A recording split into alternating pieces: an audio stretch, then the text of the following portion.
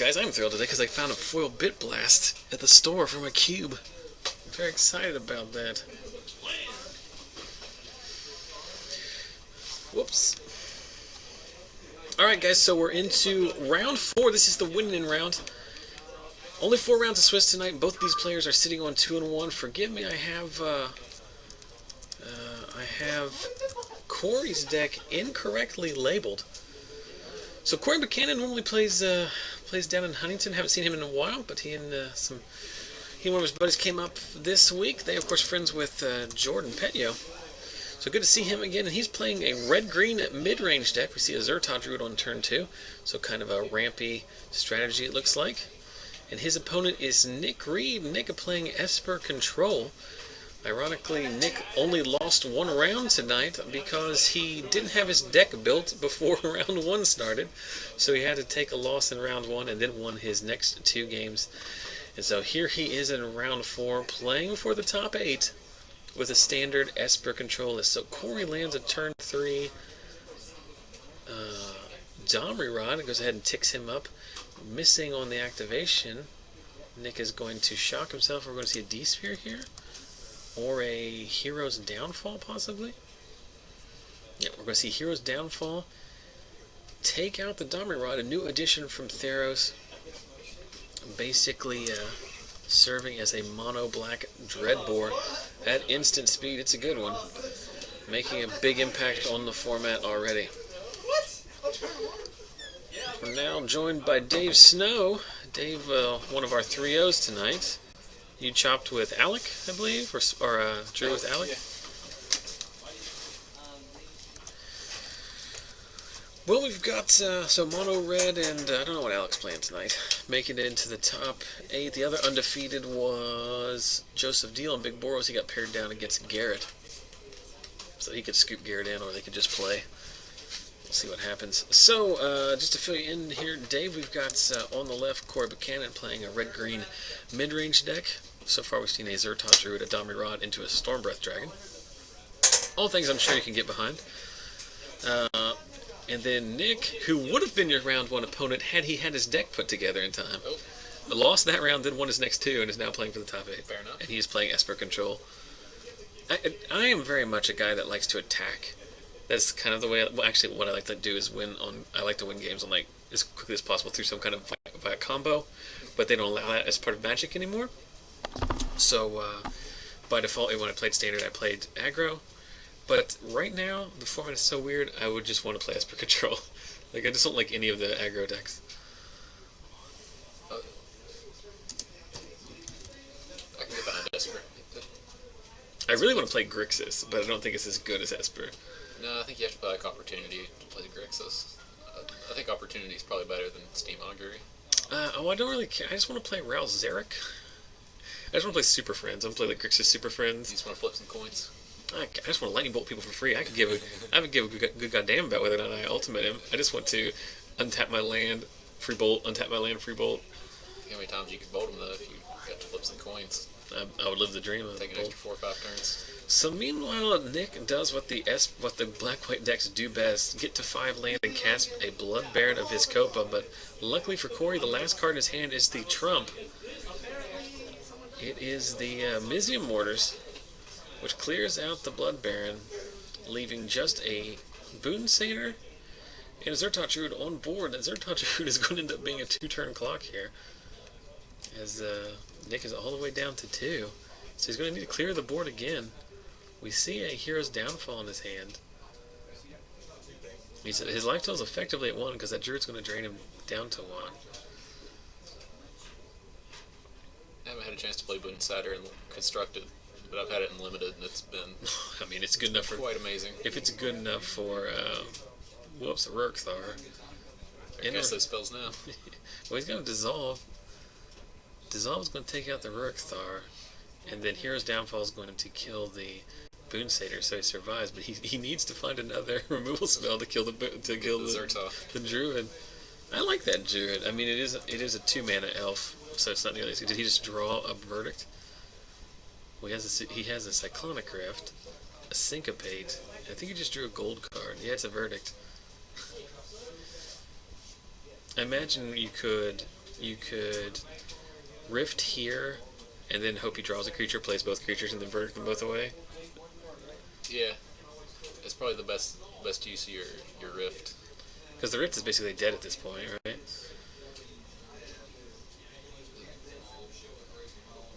You might be able to bounce 2 guys at some point.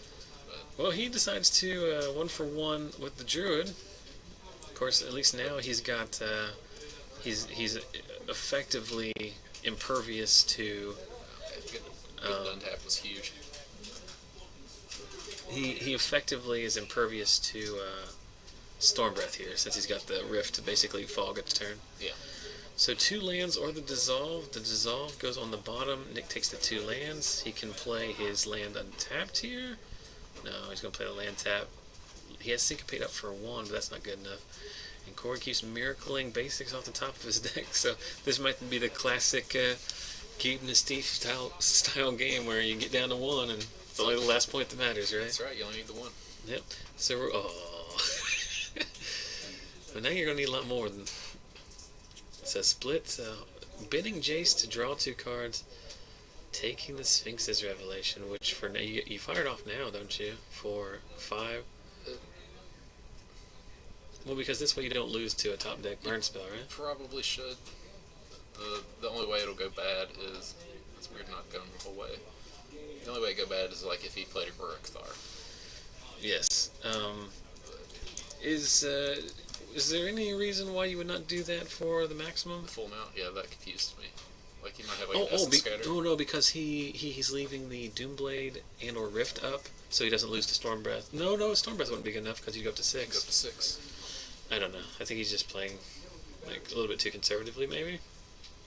I mean, he's in a good spot regardless, but I think 2 extra cards are going to, hopefully don't come back to haunt him. So we know he has Rift. We know he has Doomblade. We know he has Syncopate. We're going to Azorius Charm here. We're going to cast a Scavenging Ooze. He has enough mana open for Syncopate to not work, so we're just going to have to Doomblade it, I guess. That's really unfortunate for him. But yeah, you should be able to Syncopate the guy the next turn. Use that as soon as possible. It's going to not do anything.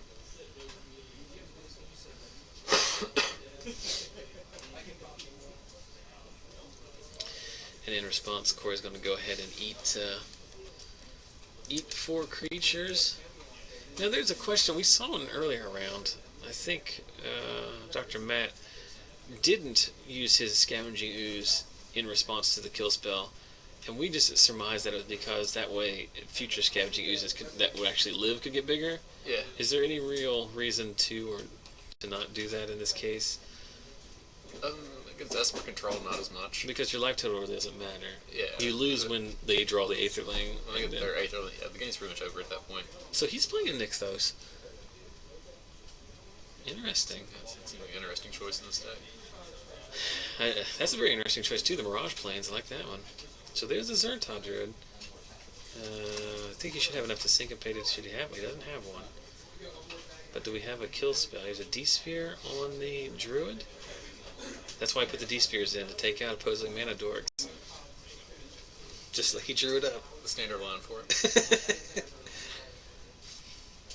I think it's funny that people seem to have forgotten about D-Sphere and how perfect an answer it is to most situations. So how good would Sphinx's Revelation be off the top now? So Corey draws Mizzy Mortars, I can only imagine. Is that the only card he would draw that wouldn't be relevant? Because we've seen that he's... Polukranos. Plakranos. Polukranos. P. Diddy.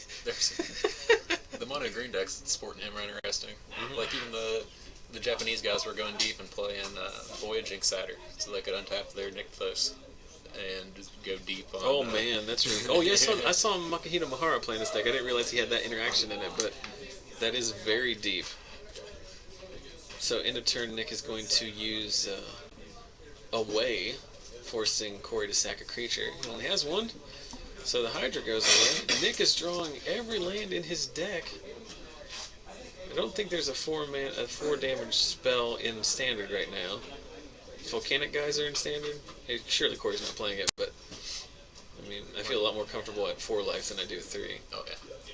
There's a white bordered plains. It's definitely something Dave's not to get behind. I definitely agree with that. It's not the best art, but It's the one that's got the bird on it. he's practicing. He's practicing. He's up his game a little bit. Oh, we're getting Lugger in the chats mentioning that War Leader's Helix is... Get you for 4. Yeah, but not in Corey's colors. So we found some business here. We're going to see an Alms Beast. We're going to see a Desecration. We're going to see a Verdict. I mean, you do what you got to do, I guess, right?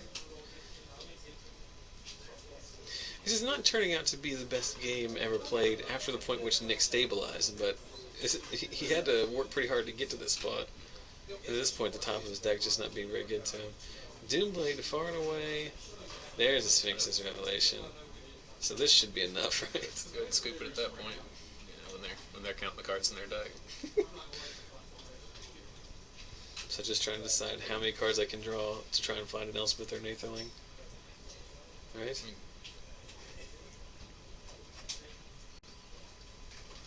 Elspeth's a little slower than Aetherling, I think. Oh my. What? I can see that. I mean, he theoretically doesn't need it. No. He's kind of in a spot to where... He's gonna if he draws that many cards and he does, and for whatever reason the Elspeth and Aetherlings are the last 3 cards in his deck, then he's in a world of hurt. But he's also in a world of hurt if that situation just comes up anyway. Here's Elspeth. Oh, there it is. He naturally drew the Aetherling, and now he has his Devotion to Blue is 4, so his Nykthos effectively gets an extra mana, right? Yep. End of turn, we're going to Boom Satyr, and we know Nick had the Far and Away and the Doomblade anyway. He gets 5 off his Nykthos. Can't forget that Attention Sphere. Psh, you're right. That's all value. Here's another Hydra. I actually really like this Hydra. I'm going to put it in my queue once I locate one of the dual deck ones that the art is much better than this. It's just a blob. Look at that thing. It's mostly shadow. I know you're really concerned about the art on cards. I hated Laurel Block so much. Because of all the Kithkins They're all stupids. They're all mud butts. They're all stupids and mud butts. Are you talking about mud butt and torture on there? I think there was more than one mud butt. He's the one that comes to mind. He was the limited powerhouse. He was a good card, actually. Hey, not just limited. He was the old first week standard red deck. Oh, I couldn't agree with that ever. No, it's not. It's not good, but I guarantee you it happened. Oh, yeah. So Nick down to 3. Corey at 23, but Corey hellbent with 1,000,000 lands, facing down an active Jace, a Nykthos, and an Aetherling. We're going to keep drawing cards here. Azorius Charm, another Sphinx's Revelation, and a land. I think you give him the Sphinx's Revelation again, don't you? It's interesting there. If you knew he pushed it the first time, you probably should put it with something else, right? The land and the Sphinx's Revelation. Like I said, like at this point, I'm just try to deck him. He's Azorius Charming with lifelink, and since he's now out of burn range, Corey's seen enough. To be fair, Corey had probably seen enough much earlier in that game, but he still tried to... Still got to check. Yeah, well, I don't mean seen it. I mean, I imagine it was just very frustrating for him to keep miracling basic mountain off the top of his deck, but... I don't know, I like these Esper decks. I don't know what, Nick was trying desperately to get the cards to put into it beforehand. I think there was a point where he just started pulling playables out of his binder, but they all look pretty good to me. Yeah. I don't know, it seems like he has the important cards in Jace, the lands. He's not, like his buddy Logan out there madoing people. There's the 6 mana 4/4 flyer if it hits. The draw extra turn lady? Yes. I like that. I do want to answer a question in chat. Sportmaster22, did I ever post the blue-white deck list from states? I did not post it in the YouTube video description like I normally do, because I forgot. But it is up. There's a link to it up on our Facebook page, and it's also on our Deckbox account. All the top 8 lists from states are on our Deckbox account, which is deckbox.org/ I think it's a user. They put a stupid user in there. So you can look at that. You can look at Dave Snow's top 8 deck. It's there. 4 mono red decks, 2 big Boros decks, a blue white deck that ended up winning, and what was the other one? There was another deck. What was the Danny Vengeline's plan? Big Boros. Oh. 2 big Boros decks made it and lost in the semifinals. Then mono red and blue white in the finals. I can't remember what the other one was. That's gonna drive me nuts. I'm gonna look it up. What, gas butts? Thanks, bro. Tournaments end after I lose, so. Yes, actually, here's a funny thing you mentioned about that. Dave Snow has a tremendous record for immediately leaving post the last loss of the day, which was funny because when you did lose your future match, Garrett immediately went, I gotta go get my hammers because he's gonna leave immediately, and then he got you. Were you in the parking lot at that point? No, he caught me before I got up. It was Michael Newman from down in Beckley was playing red-black control. Brandon Hart says black-red midrange. Yes, Brandon Hart is correct. He texted me. Is he streaming it on his phone while at work? No, he's not watching. He's not watching. Then how did he know too? That was a funny one. Yeah, but he got his hammers back. Hammer's a pretty good card. I like that. I've liked it. There's another question in chat. How big is this tourney? We had 18 tonight. We gotta really pound the pavement, guys. Get these players back in here to keep pumping up this prize pool. Some of these are even temporary. It's like the 2 players on camera. Yes, Corey does not play here. He does not live here. He goes to Marshall, so lives in Huntington. Nick goes to WU, so lives in Morgantown. Figured I'd bring in a crowd, but I don't know what happened. Is it because you don't have any friends? That's partially the reason. I mean, Michael Taylor's already here, and he's really just a coworker. Yeah, he would just consider me an acquaintance. What about Ben Angel? Oh, the FFs. I mean, We can only get him up here. Did he live in Huntington? Yeah, Was that your JSS partner? it's my life partner. Nice. Way to go, guys.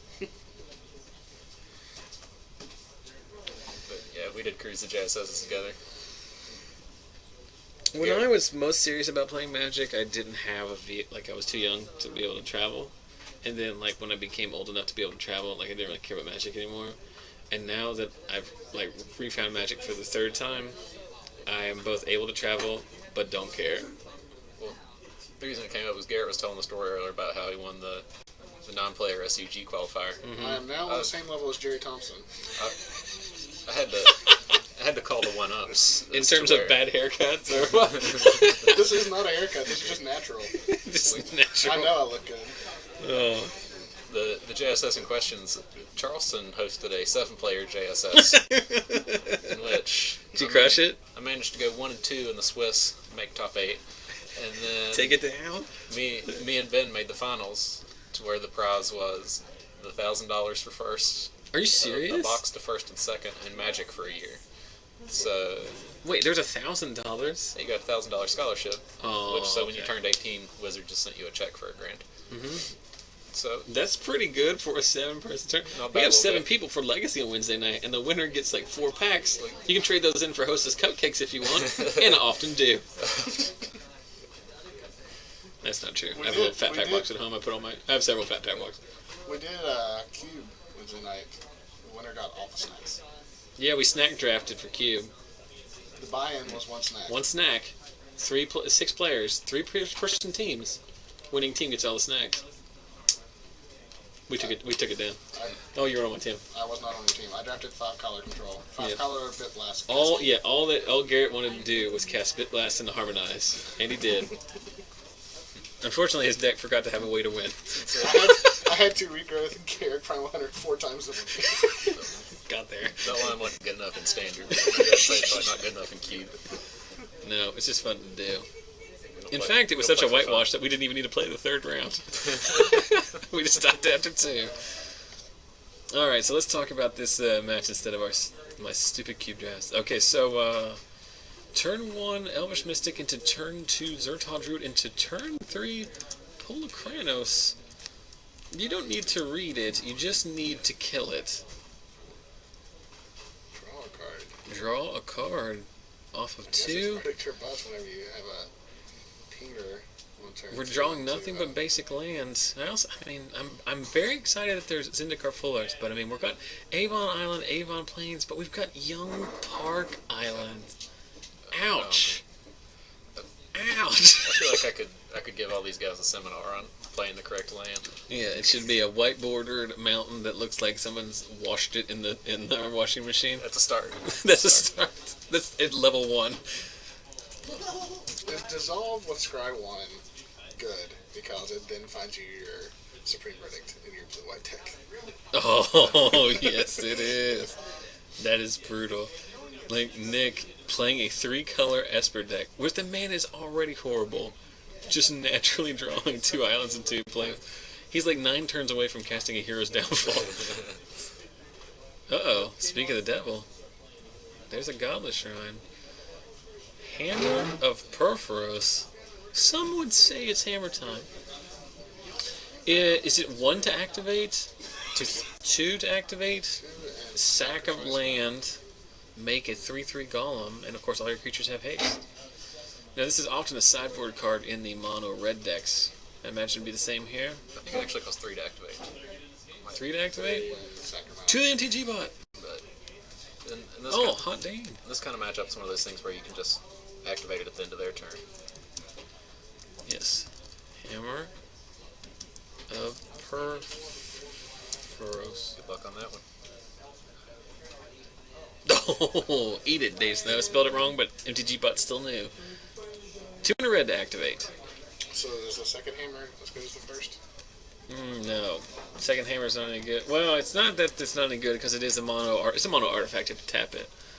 It's also legendary. That's the trick. Oh, well, you can still chain them. Yeah, I mean, when you're getting flooded, you can still... Yeah, if you have 9 mana, you can activate 2 in the same turn. Why would you get flooded, though, if you already have it active?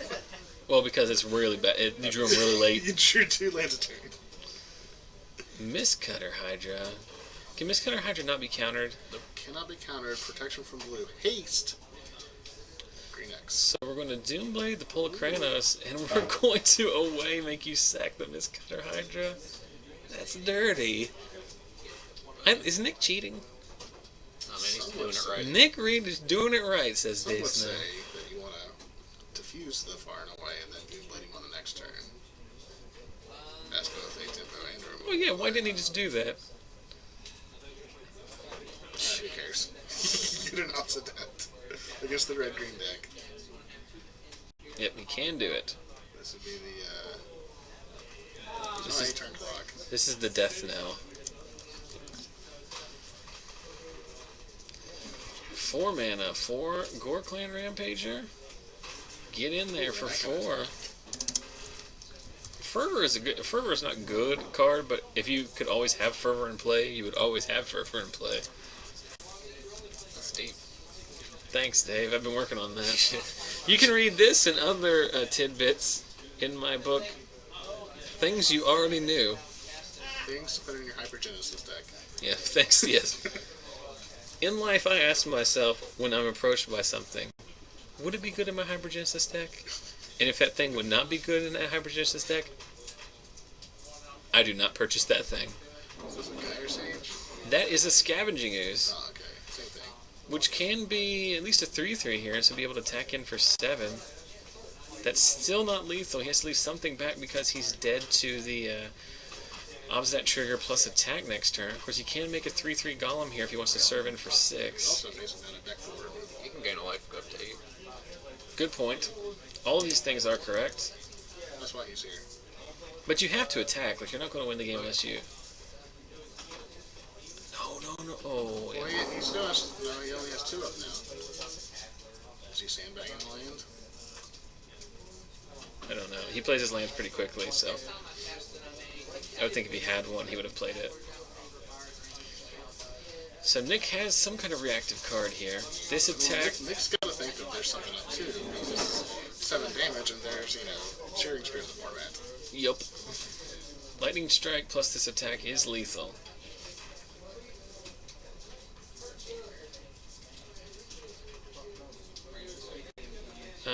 Azorius Charm, as the chat says. Yep, Platypus was right. Azorius Charm putting the 4/4 back on top. dropping down to 7, then untapping. Opposite that trigger is going to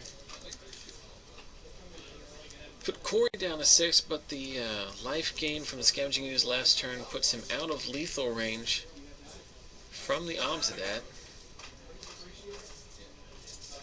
I guess it's a matter of whether or not Nick has a removal spell. If you have a removal spell, then you should be okay here, right? Because he can't... At least 10 damage coming at him next turn. If he doesn't have a removal spell. Blood Rush and Work Land make that. No, it's just 8. You can Oh, you're talking about blood rushing the... yeah, so... You need a land to activate his hammer, though. No, you can Blood Rush and then float 3, sacrifice a mountain.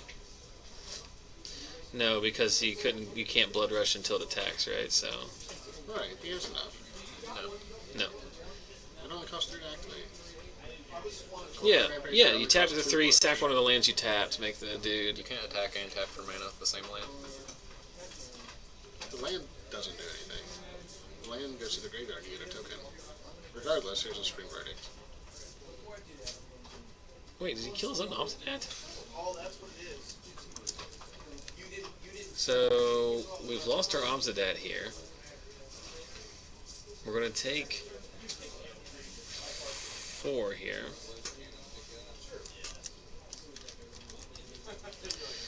Do we have another Obsidat? So that's the only way that line seems reasonable. How is this? Ew. So we draw a land. I think Nick looks like he's drawn a lot of lands. we got. Oh man. Rurik Thar. What? How did that happen? That seems like it goes against the flow of the Nick game. probably sides out a number of counterspells. Maybe you just made an oopsies. No, I'm not talking about that. I'm talking about like. I don't know what was in his hand. There was also... He was probably dead. More than likely, he was dead to the There was also a play that Gore Clan anyway. But Nick could have Azorius Charm lifelink to his Obsidat whenever he attacked with it. yes, that's probably better. Actually, the thing that you said, because you get he gets Corey down to 1 regardless, and then if you just lifelink go up to 6, or you gain 5 life, puts him up to what should certainly be an consequentially high life total, preventing that attack from working.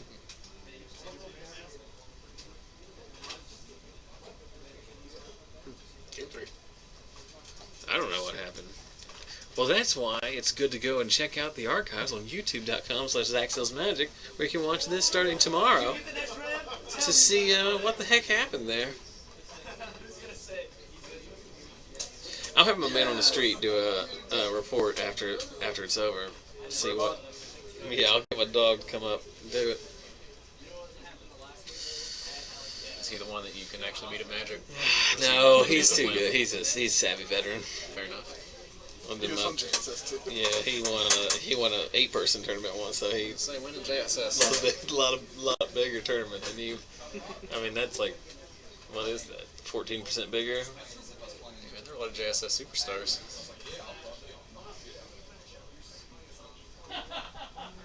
Whoops. Sideboarding was lightning fast. Sideboarding was less than a minute.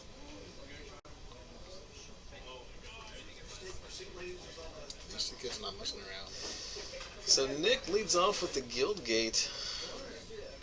No 1-drop from Pretty much Corey. just the same. I think Corey's only 1-drops are the Elvish Mystics, because the Druids are 2 bowls. Here we go.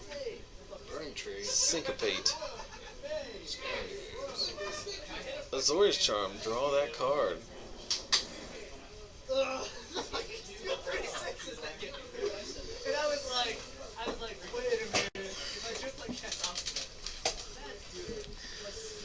Mistcutter Hydra seems like the best card in the matchup.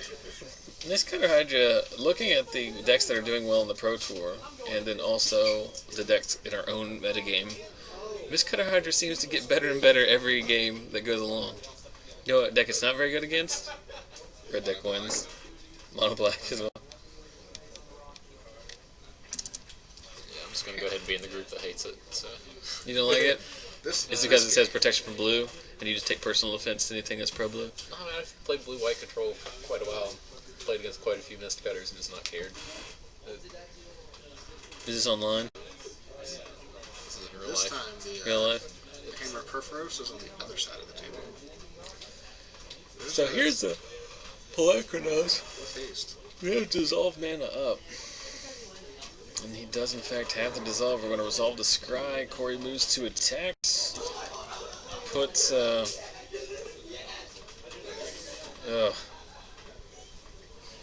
these children out here tearing it up. That's the adult table over on the far end of the store. It is? Yes. That was Ruth Giggles. Really? Yes. Alright.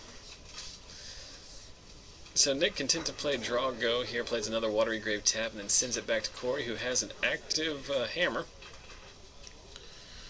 and a Scavenging Ooze. Corey put his hand under the table and it's getting kicked out of a poker tournament. He has 3 Stomping Grounds in his hand. Also gets you kicked out of a poker tournament. How has Stomping Ground affected the No Limit Hold'em game? So we eat one with the Scavenging Ooze. We're going to sacrifice this mountain. Azorius Charm for the blowout. He's already cycled 2 of them. Probably got 4. Probably does run 4. He has the actual token, so props to him. You probably don't have a token. You probably just got like a piece of paper. Look at that. Look at that. Boop, boop, boop, boop. Cycle the 4th one at the end of turn. Oh, and he has the Doomblade too. Still had all these Azorius Charms. It's been a very long week. I'm very tired. You may have noticed I've entered the slap happy portion of the evening. I still got about half hour of my 5-hour energy left. Uh-oh. Should have gotten a 6.5 hour energy. I should have gone extra strength. Jace Architect, I thought, going to go ahead and tick that up. I guess to prevent it just immediately dying to a Golem token from the hammer. As Corey's hand is literally nothing but lands, it seems like. I think you just hammer it up and... It is hammer time. You could have a worse line. Well, he has a Boon Satyr. I think you make a Golem here, attack into the Jace, tick it down 2. The next turn, try to Boon Satyr up your thing. I'll try to Boon Satyr up my thing every night. Make a guy. Servant to Jace. What? Enters the battlefield tapped and attacking. That one Yeah, is... I think he's kind of in the spot where you have to go ahead and do that. Like he's gonna lose out on so much damage before he can kill the Jace. Yeah, it's going to be 3 turns in the minimum, right? Jace ticks up. Play a basic swamp. Blood Baron. Baron of the Scalpa. It beats things. So Corey staring down a 4/4 lifelinker. Likely his only out here. Well, I guess he can attack in and then hope that Nick doesn't play around Boon Satyr here. Is this what we're hoping for? Yeah, Boon Satyr will get it. I think you just take 2, right? I'd just take it. It's not worth the risk of blocking it. Getting Especially since you have 1 card. Nick's a good boy. Boom it up. Oh, after no blocks are declared. So go down to 8 total. So you're saying there's a chance. So now Corey has a 7/5 Golem. He is Wrath of God proof. There's 2 Jays. 2 lands. And a Cyclonic Rift is very good. Seems pretty good against the token. How does that work with the Boon Satyr, though? The Boon Satyr will become a creature. Yep. Serving with my Blood Baron. We'll also have haste, but if you do it after attacking their player, it should be fine.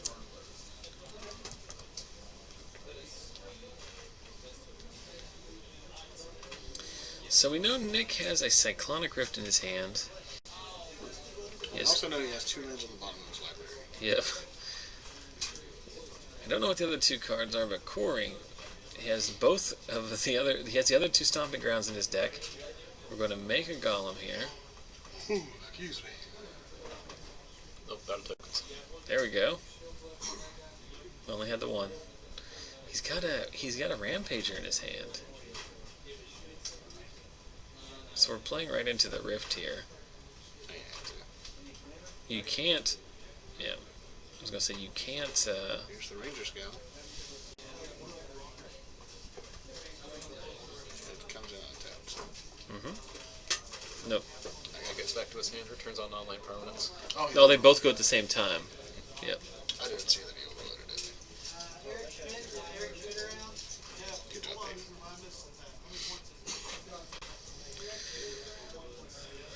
Over here. Did you... I had it like flipped around.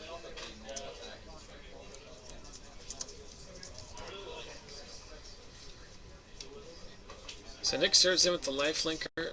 Mini factor fiction from Jace right into the glare. Couldn't tell what it was. It seems like a Sphinx's revelation the way that it was immediately jammed apart. Yeah, it was. It's like when you picked it up. Versus an island and a D-sphere.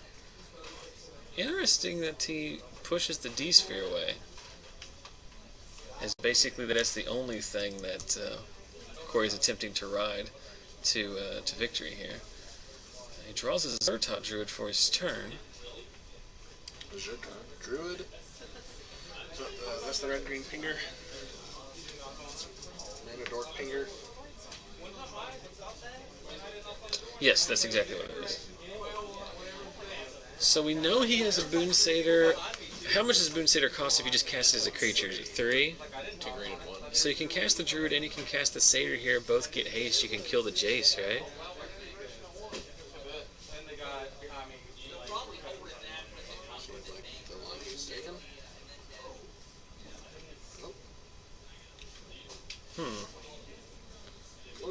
Oh, it's just trying to pound damage there. Yeah.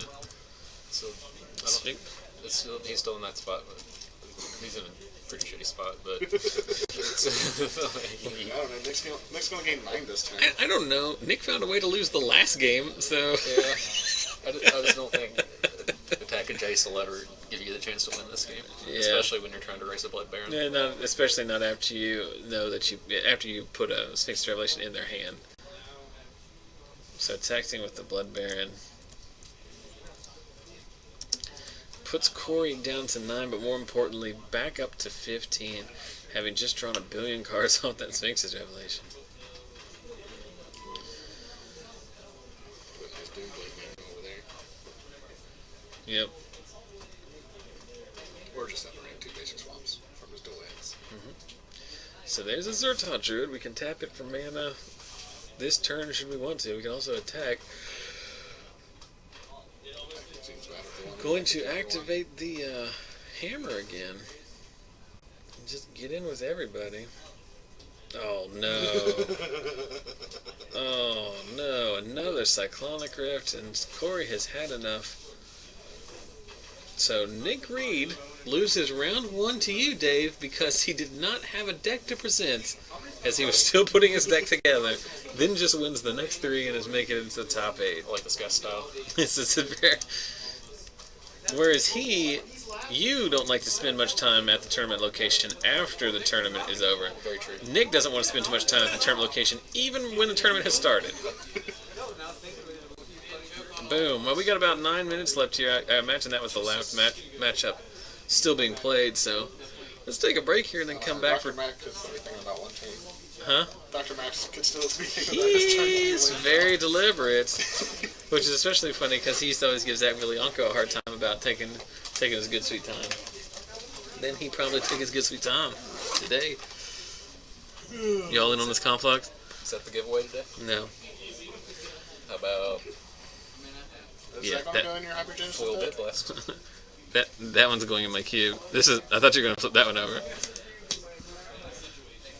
Dude, I'll tweet and retweet. One of those cards, that's a secret. One of those cards was worth more than the others. So who won? It was the Esper deck. Esper deck overloading a second Cyclonic Rift, and that was enough for Corey to pack it in. So we move on to the top 8. We'll be back with quarterfinals later.